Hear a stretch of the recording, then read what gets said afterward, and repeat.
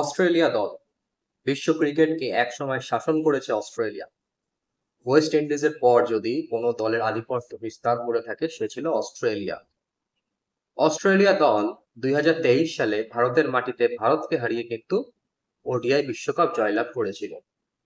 সেই বিশ্বকাপে ভারতের পারফরমেন্স ছিল অসাধারণ। কেবলমাত্র মেগা ফাইনালেই কিন্তু রোহিত শর্মার বাহিনী একেবারে বিপর্যস্ত হয়ে গিয়েছিল অস্ট্রেলিয়ানদের কাছে। আর ভারতকে হারিয়ে ষষ্ঠবারের জন্য কিন্তু ওডিআই বিশ্বকাপ জয় করেছিল অস্ট্রেলিয়া।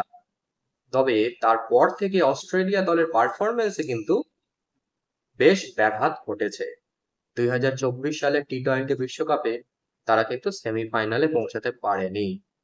এরপরে 2025 সালে চ্যাম্পিয়ন্স ট্রফিতে আবার তারা সেমিফাইনালের মঞ্চে ভারতের কাছে পরাস্ত হয়েছিল। এবার আবার বিশ্ব টেস্ট চ্যাম্পিয়নশিপের ফাইনালে দক্ষিণ আফ্রিকার বিরুদ্ধে তারা কিন্তু এখনো ব্যাকফুটে রয়েছে।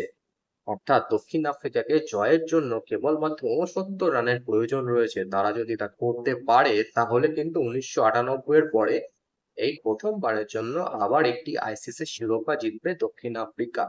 তবে অস্ট্রেলিয়ার এই যে পতন, এই পতনের মূল কারণটা কি? এই পতনের মূল কারণটা সেই, যখন 2023 সালে ভারতকে হারিয়ে ওডিআই বিশ্বকাপ জয়ের পর পায়ের তলায় রাখা হয়েছিল সেই বিশ্বকাপ ট্রফিকে।